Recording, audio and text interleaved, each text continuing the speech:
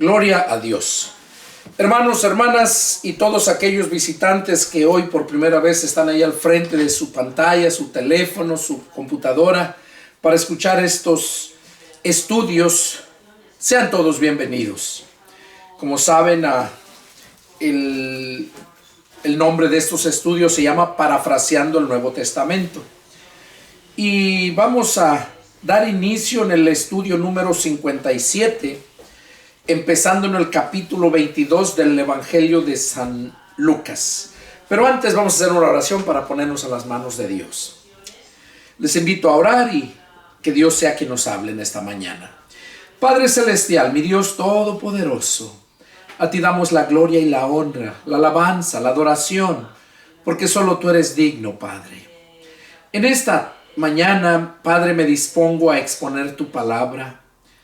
Y es por esa razón que me dirijo hasta tu trono de la gracia, Padre, y me postro en tu divina presencia espiritualmente para suplicarte, Señor, que me uses como instrumento en tus manos.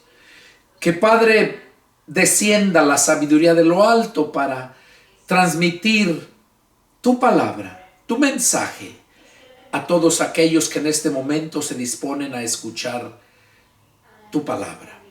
Yo me deposito en tus manos, Padre Celestial, y te pido que tú pongas vallado alrededor de todos aquellos que en este momento se disponen a escuchar este mensaje.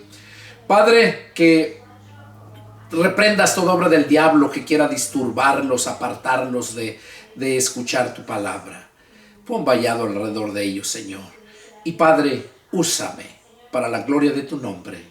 Te lo pido en el nombre de nuestro Señor Jesucristo. Amén. Amén. Bueno, vamos a iniciar con el capítulo 22. Y dice así la palabra del Señor. Estaba cerca la fiesta de los panes sin levadura, que se llama la Pascua. Y los principales sacerdotes y los escribas buscaban cómo matarle, porque temían al pueblo. Y entró Satanás en Judas, por sobrenombre Iscariote, el cual era uno del número de los 12. Y este fue y habló con los principales sacerdotes y con los jefes de la guardia de cómo se lo entregaría. Ellos se alegraron y convinieron en darle dinero. Y él se comprometió y buscaba una oportunidad para entregárselo a espaldas del pueblo. Aquí vemos, nos está hablando el médico Lucas, nos está narrando cómo fue que Judas planeó entregar al Señor Jesús. Estaba cerca la fiesta de los panes sin levadura, que se llama la Pascua. Porque en ese tiempo fue cuando Dios envió a Moisés para liberar al pueblo de Israel, al pueblo de Dios que estaba de esclavo en Egipto. Y ahí les mandó, recordemos, 10 plagas. Y dice que una de las plagas, la última plaga era el ángel de la muerte para matar el primogénito de todos los hombres, tanto de animales, las bestias también, el primogénito.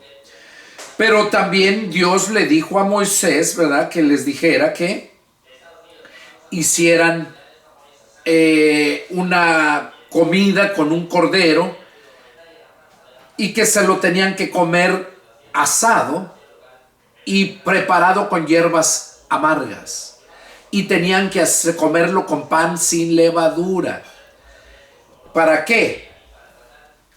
Las hierbas amargas para recordarles la amargura que estuvieron pasando en todo ese tiempo que estuvieron de esclavos en Egipto, que fueron más de 430 años. Entonces, aquí Dios les dijo que celebraran esa fiesta. Es la fiesta de la Pascua, los panes sin levadura. La Pascua quiere decir el sacrificio para alcanzar la libertad.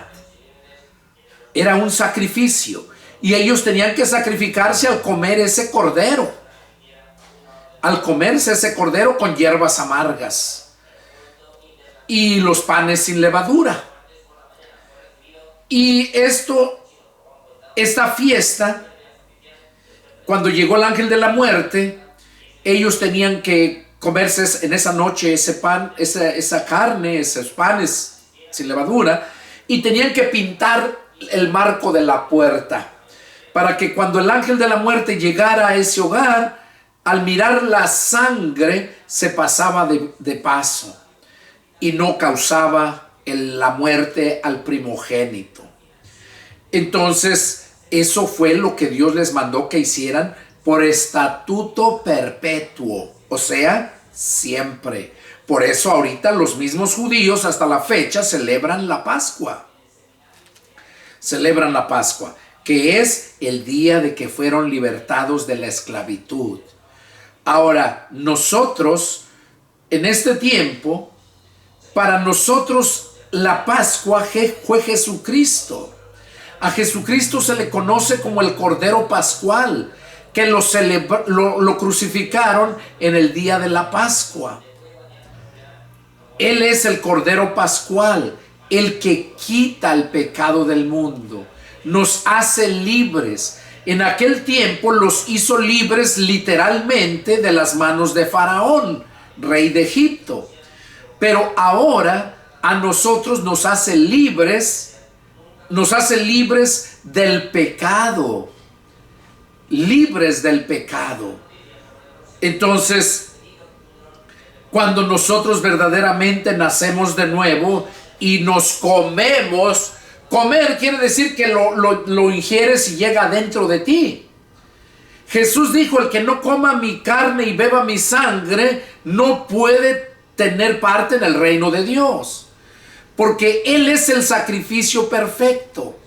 Nosotros al comer su sangre, al tomar su sangre y comer su carne, no se estaba refiriendo literalmente a que íbamos a tomar su sangre y su carne. Si ustedes se dan cuenta, a él le decían pues que estaba loco, porque cómo se iban a comer su carne y su sangre, ¿verdad? Entonces, nosotros ahora, cuando decimos que lo comemos a él, es por fe. Es que aceptamos el sacrificio y la sangre de Jesucristo. La aceptamos, la creemos, lo reconocemos que es verdad. Y cuando eso sucede, es cuando el Espíritu de Jesús viene a morar en nosotros. Tanto el Espíritu de Jesús, el Espíritu Santo, el Espíritu del Padre, vienen a morar en nosotros, en dentro.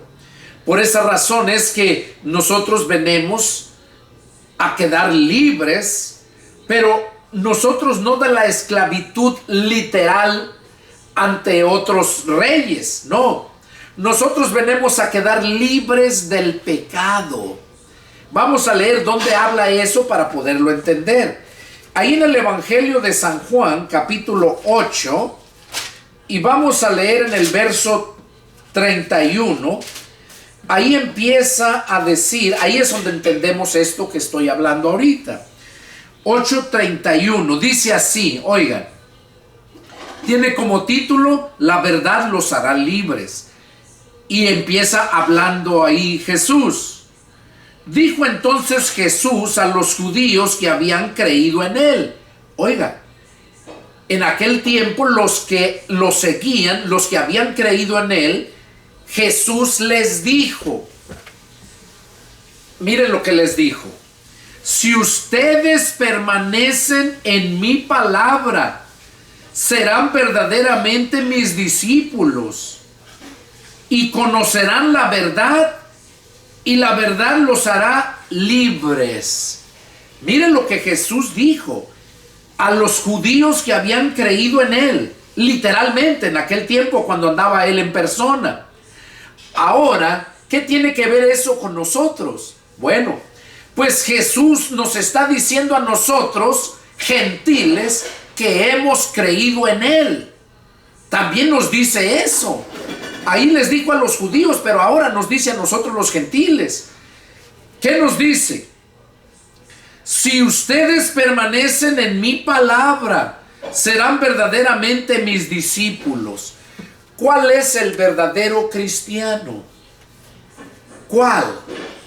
¿Aquel que pertenece a una denominación y que esa es la única denominación que predica la verdad? No. Por eso es que ha habido tanta división, porque no han entendido verdaderamente el significado de la palabra de Dios. Aquí Jesús dijo a los que habían creído en Él en aquel tiempo, y ahora nos dice a nosotros también, que si nosotros permanecemos en la palabra de Cristo, Él dice, si permanecen en mi palabra, serán verdaderamente mis discípulos. ¿Cómo vas a permanecer en la palabra si no escudriñas la palabra? O si la escudriñas pero no la entiendes, porque no es de todos el entender la palabra. Y recordemos un ejemplo para que lo puedas ver. Allá cuando Dios mandó a Felipe al desierto para que le predicara al etíope eunuco. Dice que el etíope eunuco era un alto funcionario que estaba sobre todos los tesoros de la reina de los etíopes, en Candace. Y dice que este hombre amaba mucho a Dios y había ido hasta el templo, a Jerusalén, a adorar a Dios.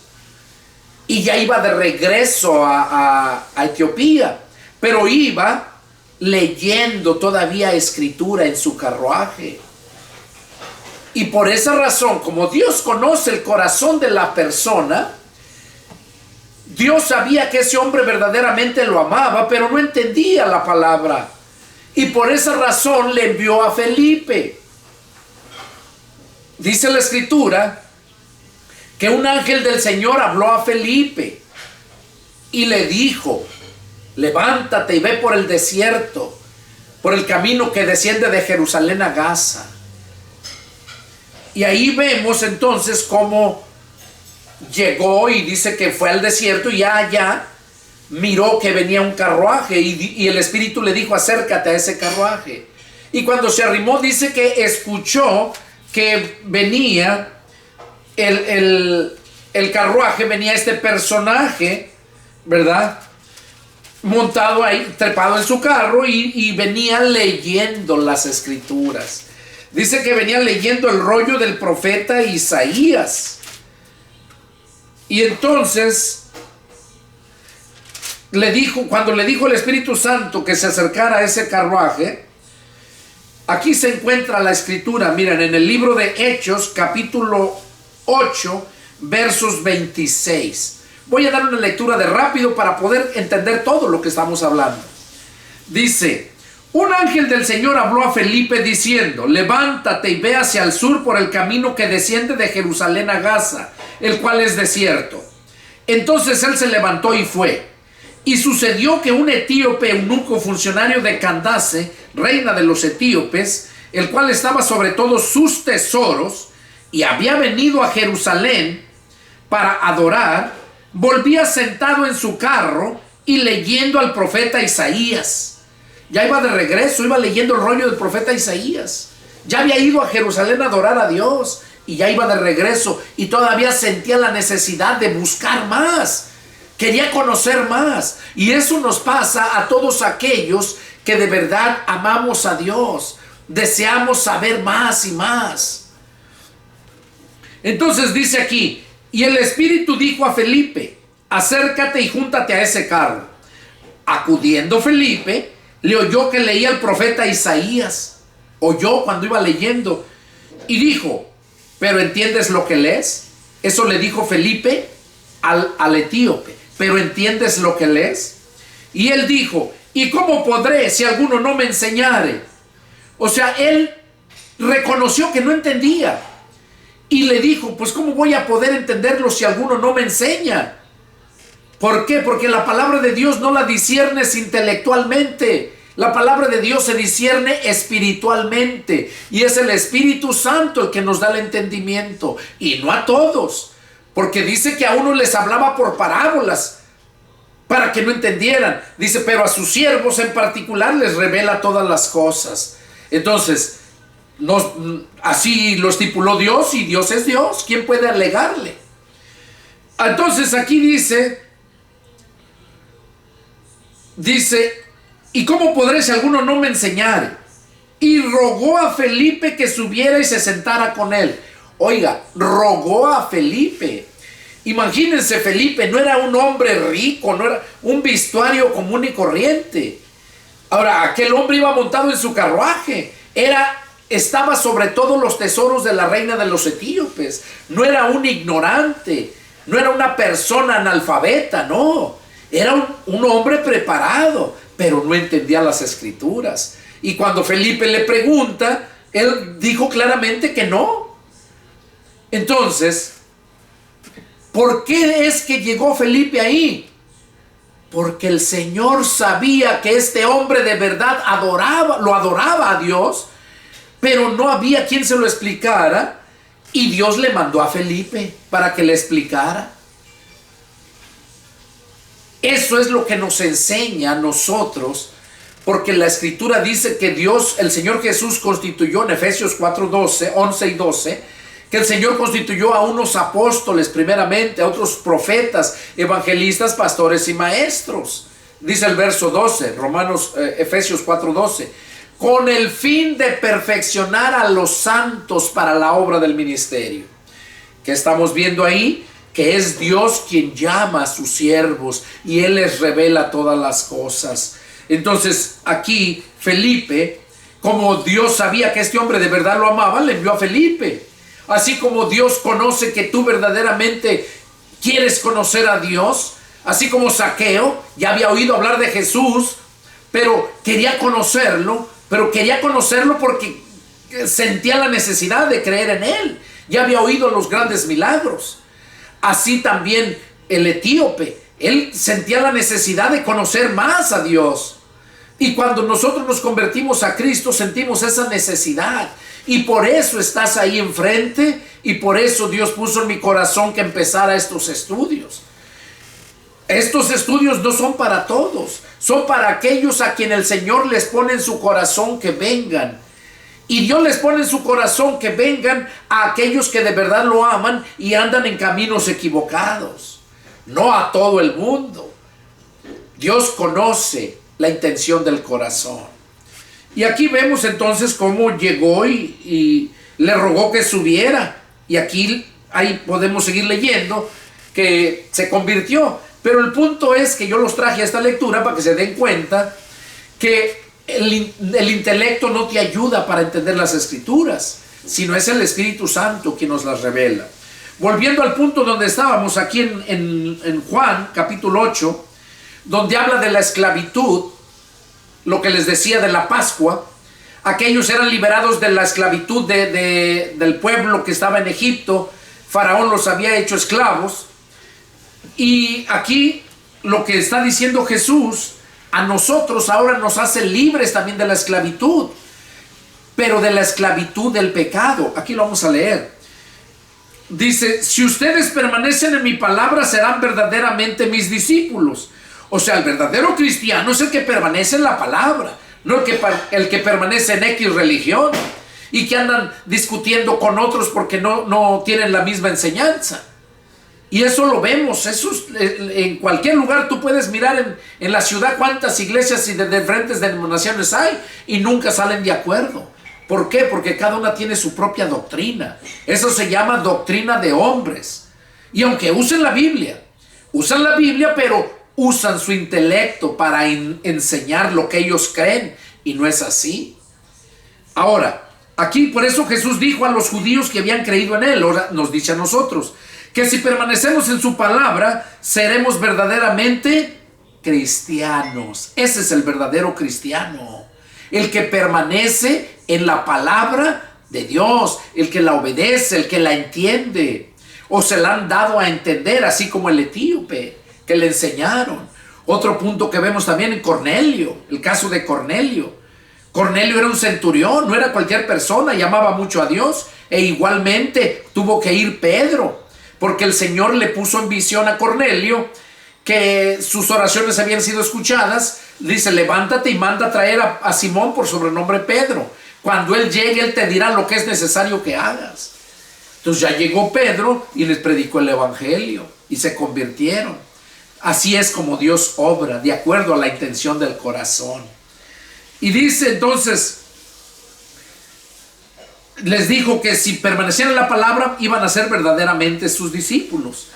¿Y qué pasa cuando permanecían en la palabra? Les dice, verso 32, y conocerán la verdad, y la verdad los hará libres. Oiga, y conocerán la verdad.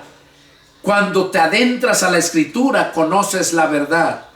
Y cuando vemos allá Juan 14:6, Jesús dijo: yo soy el camino, yo soy la verdad, yo soy la vida.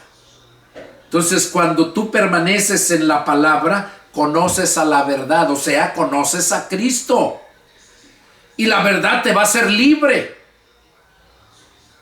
Conoces la verdad y la verdad te hace libre.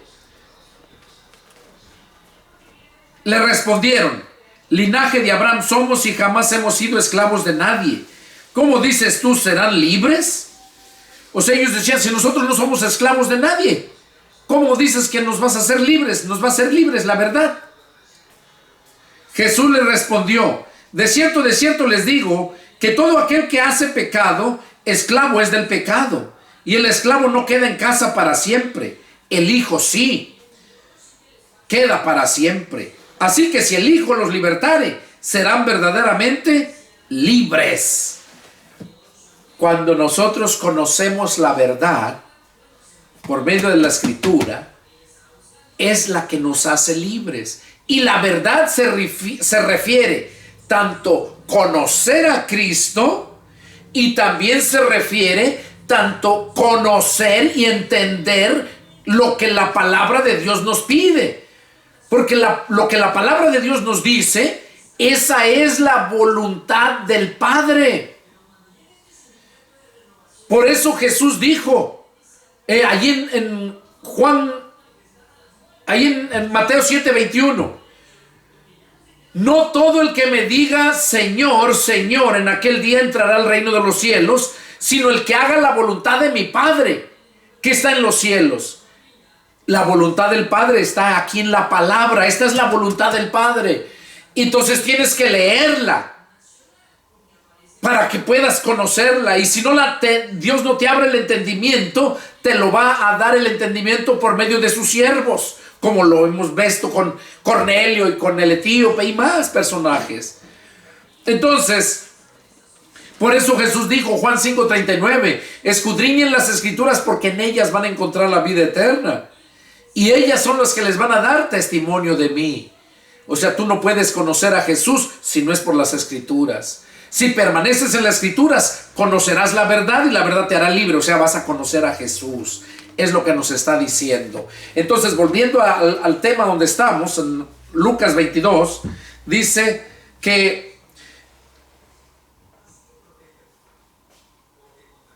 que Satanás entró en este hombre, Judas, y fue, ¿verdad? Y lo traicionó. Habló con los principales sacerdotes y los jefes de la guardia de cómo se lo entregaría. Y ahí vemos cómo este hombre entregó a Jesús con un beso, ¿verdad? Cuando les dijo, en otros evangelios lo hablan, cuando al que vean que yo le dé el beso, dice, ese es. Entonces aquí vemos entonces cómo este hombre traicionó a Jesús.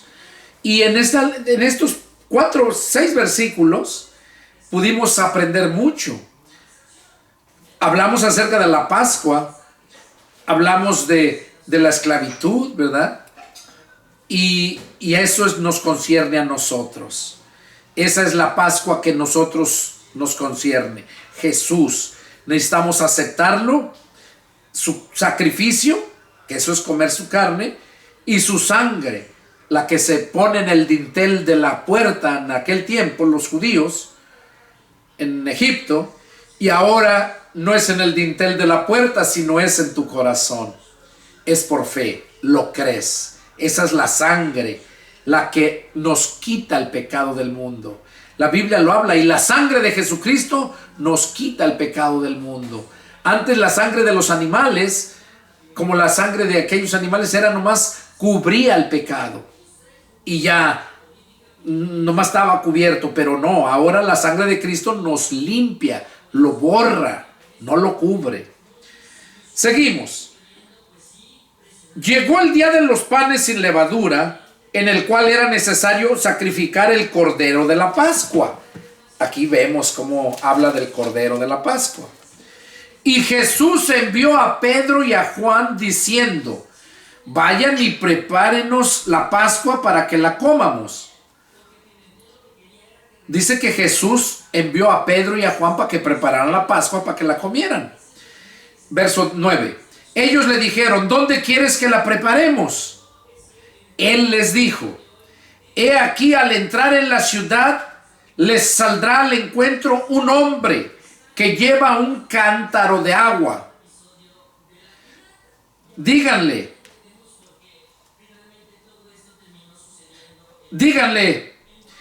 hasta la casa donde entrare, o sea, lo van a ver, y díganle, pero hasta cuando ya esté en la casa donde va a entrar, allá díganle al padre de familia de esa casa: el maestro te dice, ¿dónde está el aposento donde he de comer la Pascua con mis discípulos? Entonces él les enseñará un gran aposento alto, ya dispuesto, prepárenla allí. O sea, Jesús les mandó a Juan y a Pedro que fueran a prepararla, y les dijo: allá vayan en tal parte, van a encontrar un hombre con un cántaro. Ya cuando ustedes síganlo, y cuando vean que se para en la casa donde entre, ahí lleguen y pregunten al jefe de la casa. El Señor pregunta: ¿dónde he de celebrar la Pascua? Ya tenía aquel hombre un lugar preparado, y ahí la celebraron. Fueron pues y hallaron como les había dicho, y prepararon la Pascua. Cuando era la hora, se sentó a la mesa y con él los apóstoles, y les dijo: cuánto he deseado comer con ustedes esta Pascua antes que padezca, porque les digo que no la comeré más hasta que se cumpla en el reino de Dios. Jesús sabía que ya se acercaba el tiempo que iba a ser sacrificado, ya se acercaba ya la hora. Y les dijo ahí, esa era la última Pascua que iba a comer con ellos. Y dice que después no le iba a volver a comer más. ¿Hasta cuándo? Hasta que se cumpla en el reino de Dios. O sea, cuando ya esté con su pueblo por la eternidad en el reino de Dios. Porque ahorita estamos bajo el reino de Dios, pero el que reina es Cristo. Y después dice la Escritura que el Hijo se va a sujetar al Padre, o sea, Jesús, y le va a entregar el reino. Y Él mismo se sujetará al Padre, y Él habitará como sus hermanos, dice. Él es el hermano mayor. Eso ya estamos hablando de la eternidad, después del milenio, que sigue el juicio final, y después del juicio final es cuando viene la eternidad. A eso se está refiriendo lo que estamos viendo aquí. Porque les digo que no la comeré más hasta que se cumpla en el reino de Dios. Y habiendo tomado la copa, dio gracias y dijo: tomen esto y repártanlo entre ustedes, porque les digo que no beberé más del fruto de la vid hasta que el reino de Dios venga. ¿Qué dice? Que no iba a beber más del fruto de la vid. O sea, estaba celebrando, levantó la copa y lo bendijo, ¿verdad? Y les dijo que esa era su sangre.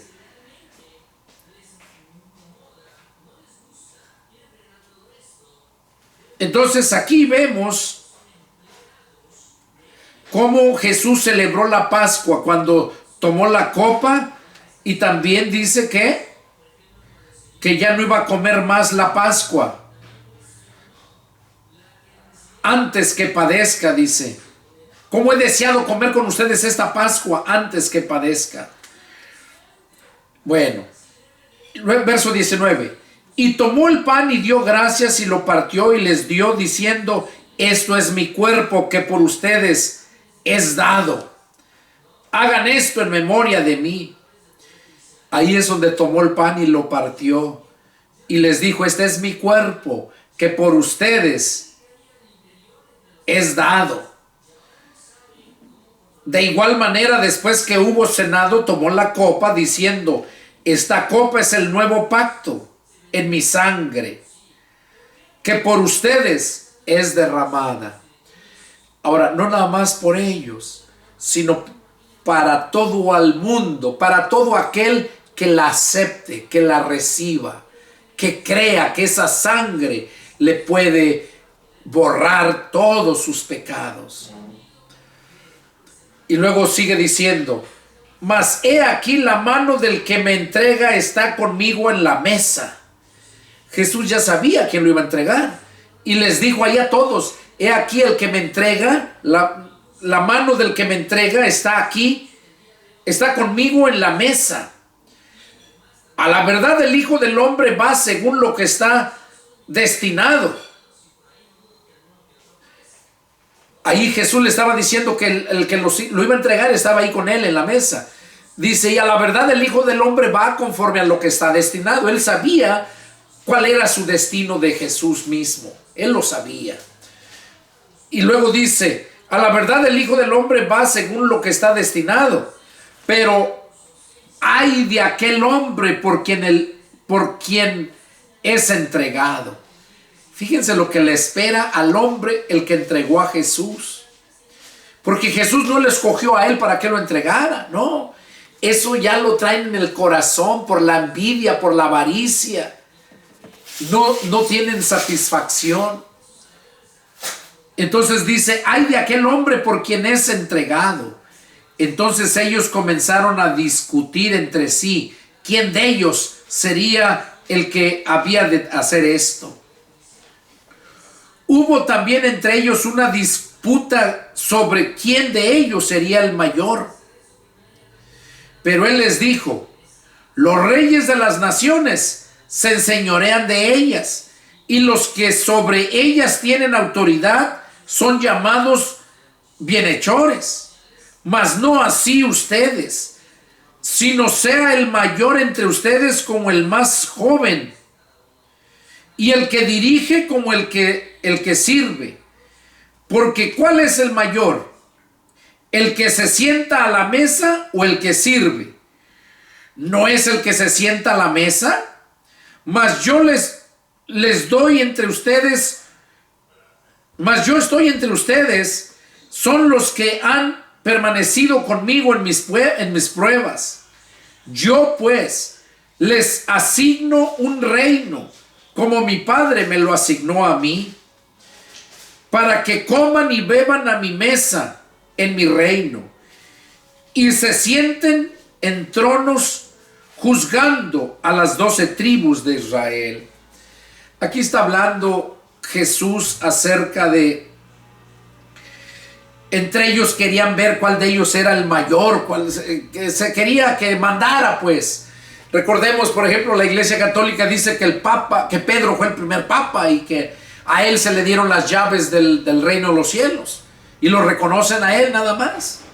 Pero sabemos que eso es mentira, porque cuando seguimos leyendo la Escritura nos damos cuenta que también así mencionó a todos juntos, donde dijo que les daba las llaves del reino de los cielos. No nomás a Pedro, a todos. Y las llaves del reino de los cielos yo también las tengo. ¿Cuáles son esas llaves? Mateo, Marcos, Lucas y Juan. Son los 4 evangelios. Eso se les nombra el evangelio. Porque Pablo mismo dijo: porque no me avergüenzo del evangelio, porque es el poder de Dios para salvación a todo aquel que cree. Hay otro pasaje donde dice que a Dios le plació salvar a la humanidad por la locura de la predicación del evangelio. Porque para los que se pierden es locura lo que los cristianos hacemos. Entonces es por medio de el evangelio. A Dios le plació salvar a la humanidad por la locura de la predicación del evangelio. Por esa razón es que se debe de predicar el evangelio. Jesús mandó a todos que fueran, a sus discípulos, y a los que seguimos creyendo nos manda que sigamos predicando el evangelio. Allá en Marcos 16, versos 15 y 16, ahí lo dice: vayan y prediquen el evangelio a toda criatura. Allá en Mateo 28, 19 dice: vayan y hagan discípulos a todas las naciones. Entonces, eso es predicar el evangelio. Entonces, aquí a través de esto vemos, ¿verdad?, que el mayor no es el que se cree más, no. El mayor es el más humilde, es el más espiritual, ese es el mayor. Y por eso les puse una pregunta aquí: ¿cuál es el mayor? ¿El que se sienta a la mesa o el que sirve? ¿No es el que se sienta a la mesa aquí en la tierra? Y luego dice él: Mas yo estoy entre ustedes como el que sirve. O sea, Jesús, siendo el Rey de Reyes, Señor de Señores, siendo Dios, siendo humanamente el Hijo de Dios, vemos cómo vino para servir. Para servir. Dice: yo estoy entre ustedes como el que sirve. Pero ustedes son los que han permanecido conmigo en mis pruebas. Yo pues les asigno un reino. Ahí es donde dice que Jesús nos ha hecho reyes y sacerdotes para Dios su Padre. Y en Apocalipsis 20 dice que los cristianos van a vivir y reinar con Cristo por 1000 años, que es en la dispensación que viene, en el tiempo que viene. Porque este tiempo de la gracia, de la salvación, del perdón de pecados por el sacrificio de Cristo se va a acabar cuando termine la gran tribulación. Ahí se acaba el factor tiempo. Cuando el diablo es encadenado por 1000 años. Se acaba el tiempo y luego Jesús baja a su iglesia y se establece la era del milenio, que van a ser solamente 1000 años. Y ahí es donde baja a su iglesia para reinar. Dice que va a establecer reyes y sacerdotes. Eso es lo que va a establecer de su pueblo. Seguimos. Verso 31.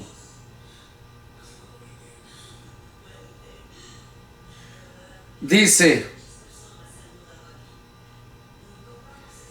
dijo también el Señor: Simón, Simón, he aquí Satanás os ha pedido para zarandearos como a trigo.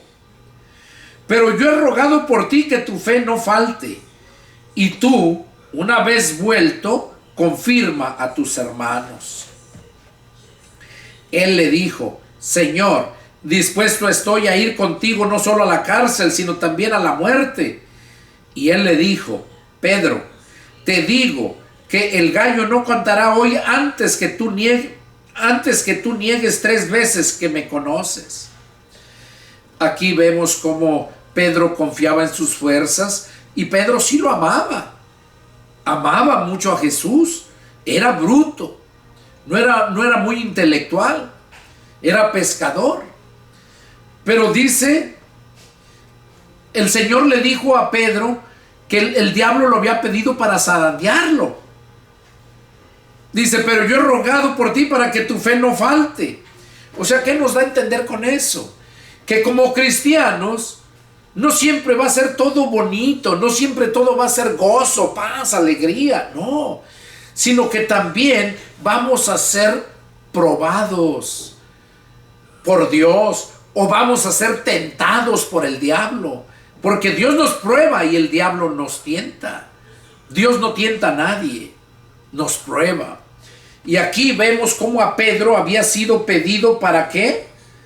Aquí le dice: Satanás os ha pedido para zarandearlos como a trigo. O sea, para pasar tribulación, a ver si de verdad aguantas. Y por el amor a Jesús. Eso fue lo que pasó, lo que Jesús le estaba diciendo a Pedro, lo que le iba a pasar. Pero Jesús le dijo: yo he rogado por ti que tu fe no falte, y tú, una vez vuelto, confirma a tus hermanos. ¿Qué le dijo ahí? Yo he rogado por ti, que tu fe no falte. O sea, no te preocupes porque tú vas a salir de esta. Y ya que salgas de esta tribulación, ve y confirma a tus hermanos. O sea, hácelo saber para que también ellos, cuando les llegue el momento de tentaciones o pruebas, ellos sepan que tienen una salida, que esa salida es Jesucristo. Entonces aquí vemos, sigue diciendo, y él le dijo, Pedro le dijo que él estaba dispuesto a ir hasta no a la cárcel, sino hasta la muerte. Y aquí vemos cómo el Señor le dijo a Pedro, no, Pedro, no te creas muy, porque hoy dice que no va a cantar el gallo. Dice, no va a cantar el gallo hoy antes que tú me hayas negado 3 veces. Y vemos que así sucedió. Seguimos, verso 35. Y a ellos dijo, o sea, a los demás discípulos, cuando los envié sin bolsa, sin alforja y sin calzado, ¿les faltó algo? Ellos dijeron, nada.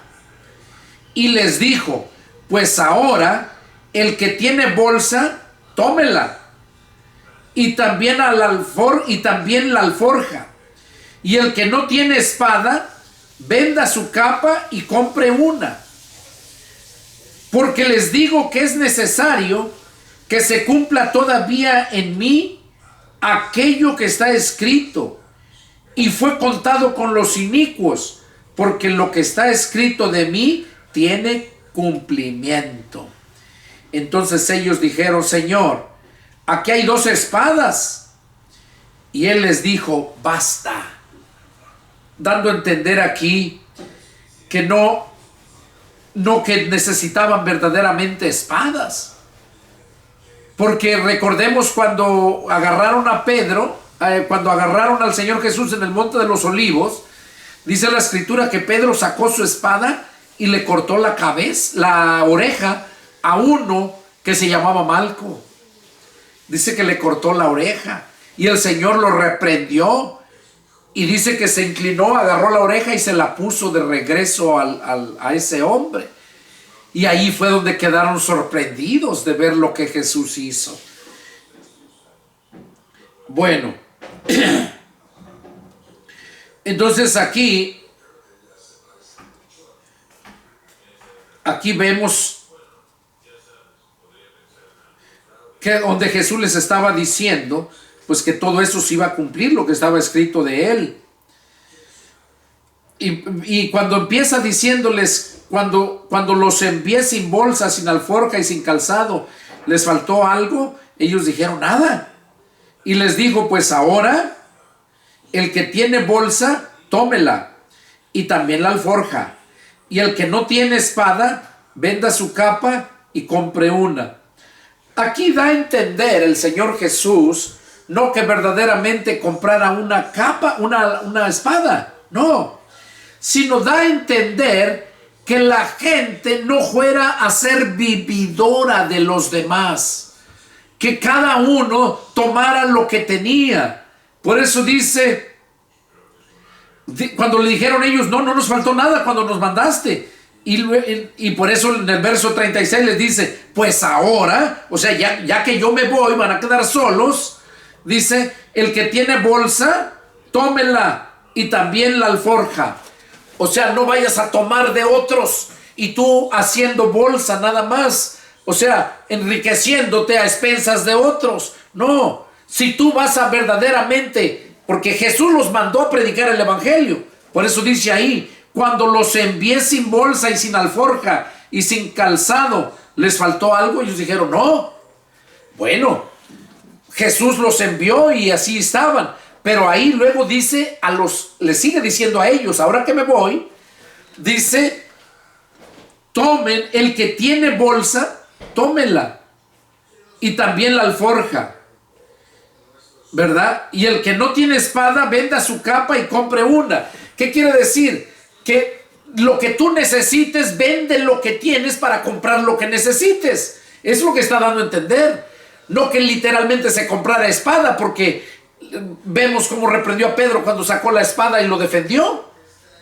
No se estaba refiriendo a eso, sino da a entender que lo que tú necesites, pues trabaja para que lo tengas. Y si no, vendas lo que tienes para comprar lo que necesites. A eso se está refiriendo. Pero no que vivas saqueando a la gente como en estos tiempos vive la mayoría de las gentes religiosas. Por eso dice el que tiene bolsa, tómela. Verso 37, porque les digo que es necesario que se cumpla todavía en mí aquello que está escrito. Y fue contado con los inicuos, porque lo que está escrito de mí tiene cumplimiento. Ahí vemos entonces una enseñanza que Jesús nos da a nosotros en este tiempo.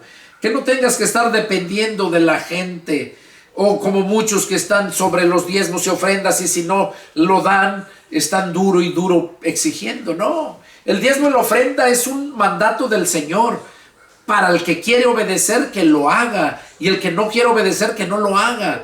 Pero el que está al frente no va a estar atenido a eso, sino él tiene que depender de Dios. El que está puesto ahí a trabajar va a depender de Dios, porque si se dedica a predicar la palabra, por eso Pablo dijo que el que predica el evangelio, que viva del evangelio. Ahora, pero el que predica el evangelio, no cualquiera, sino aquellos que fueron llamados a ese ministerio. Y hoy en día hay muchísimos que no son llamados a ese ministerio y andan haciendo eso. A esos son los que Jesús mismo les dijo: muchos me dirán en aquel día, Señor, en tu nombre predicamos, en tu nombre echamos fuera demonios. Mateo 7, 21 al 23. Y ahí es donde Jesús dice: y yo les declararé, nunca los he conocido. Apártense de mí, hacedores de maldad. O sea, cuando nos metemos a hacer algo que no fuimos llamados, pues nos desconocen. Si no fuimos llamados a eso, ¿cómo te van a mantener? ¿Cómo te van a pagar? Aún si fuiste llamado a predicar el evangelio, tú no tienes por qué estarle exigiendo a la gente. Tú enséñale a la gente su responsabilidad, a aquellos que de verdad nacieron de nuevo. Porque la gente del mundo, la gente oyente que nomás va a oír porque oye bonito y le gusta, ellos te van a ignorar. Y ellos no hay responsabilidad con ellos para con Dios. La responsabilidad es de nosotros, los que nos hemos convertido a Cristo. Los que fuimos llamados a un ministerio somos administradores del dinero de Dios, que son los diezmos y las ofrendas. Eso lo miramos en las parábolas anteriores, en los otros estudios. Pero son aquellos que fueron llamados por Dios. Ese es el punto en la enseñanza que nos enseña esa escritura. Seguimos, verso 39. Y saliendo se fue como solía al monte de los olivos, y sus discípulos también le siguieron. Cuando llegó a aquel lugar, les dijo: oren, que no entren en tentación. Y él se apartó de ellos a distancia como de un tiro de piedra. Y puesto de rodillas, oró, diciendo: Padre, si quieres, pasa de mí esta copa, pero no se haga mi voluntad, sino la tuya. Y se le apareció un ángel del cielo para fortalecerle. Y estando en agonía, oraba más intensamente. Y era su color como grandes gotas de sangre que corrían hasta la tierra. Y cuando se levantó de la oración y vino a sus discípulos, los halló durmiendo a causa de la tristeza. Y les dijo: ¿por qué duermen? Levántense y oren para que no entren en tentación. Aquí Jesús nos está enseñando. A ellos les dijo, les enseñó, y ahora nos lo dice a nosotros, la importancia de orar para no entrar en tentación. Es lo que está diciendo. Jesús estaba orando al Padre porque sabía que se acercaba la hora del sufrimiento que iba a pasar. Y por eso le dijo: Padre, si quieres, pasa de mí esta copa, pero no se haga mi voluntad, sino la tuya. Y dice que se le apareció un ángel del cielo para fortalecerlo. ¿Qué quiere decir? Que no lo iba a quitar esa copa, más bien le iba a dar la fuerza para lograr hacerlo a lo que vino a hacer. Eso que nos enseña a nosotros, que también nosotros, cuando estemos en problemas, y no nada más en problemas, en alegrías, en todo momento, que oremos. Pero cuando tienes problemas, cuando sabes que viene algo difícil, que ores a Dios, así como él sabía lo que le esperaba y le dijo: si es posible, pase de mí esta copa, pero no se haga mi voluntad sino la tuya. ¿Qué dice? Que vino el ángel y le fortaleció. Entonces eso nos enseña a nosotros que debemos de orar. Y el problema que tengamos, Dios puede puede hacer que no tengamos ese problema, o nos da la fuerza para vencer ese problema. Eso es lo que nos dice esta escritura, la necesidad de orar siempre, y que no estemos durmiendo. Por eso dice: cuando se levantó de la oración Jesús y vino a sus discípulos, los halló durmiendo a causa de la tristeza, porque Jesús les había dicho pues que se acercaba el momento en que iba a padecer y que uno de ellos lo iba a entregar. Entonces dice que ellos estaban durmiendo a causa de la tristeza, y Jesús les dijo: ¿por qué duermen? ¿Por qué duermen? Levántense y oren para que no entren en tentación. Esa es la enseñanza para nosotros, que debemos de levantarnos para orar. Seguimos. Mientras él aún hablaba, se presentó una turba, y el que se llamaba Judas, uno de los 12, iba al frente de ellos y se acercó hasta Jesús para besarle. Entonces Jesús dijo: Judas, con un beso entregas al Hijo del Hombre. Con un beso entregas al Hijo del Hombre. Viendo lo que estaba con él, los que estaban con él, lo que había de acontecer, le dijeron: Señor, ¿heriremos a espada? Y uno de ellos hirió a un siervo del sumo sacerdote y le cortó la oreja derecha. Entonces respondiendo Jesús dijo: basta ya, dejen. Y tocando su oreja, le sanó. Y Jesús dijo a los principales sacerdotes, a los jefes de la guardia del templo y a los ancianos que habían venido contra él: oigan, fueron los alguaciles, fueron los ancianos, fueron también los principales sacerdotes a agarrar a Jesús. Y dice: y Jesús les dijo: como contra un ladrón han salido con espadas y palos, como contra un ladrón, habiendo estado con ustedes cada día en el templo, no extendieron las manos contra mí, mas esta es vuestra hora y la potencia de las tinieblas. O sea, Jesús les dijo: han venido contra mí como un ladrón, con palos y espadas. Cuando yo estaba con ustedes, nunca extendieron su mano contra mí. Pero él les aclara aquí mismo, ¿verdad? Dice: mas esta es vuestra hora y la potestad de las tinieblas. O sea, les dijo: esta es la hora la cual tenía yo que llegar a pasar, y la potestad de las tinieblas. Sí, porque la potestad quiere decir el poder del diablo, porque por el poder del diablo fue que crucificaron a Jesús. Ahora, pero no porque Jesús no podía defenderse. Jesús mismo dijo que el Hijo del Hombre tenía poder, potestad para dar su vida y para volverla a tomar. Nadie se la quitaba, sino Él mismo la daba. Qué precioso, ¿verdad? Y aquí Jesús les dijo, se acerca, es la potestad de las tinieblas. Entonces, es ahí donde nos enseña a nosotros, ¿verdad? ¿Qué es lo que nosotros debemos de hacer?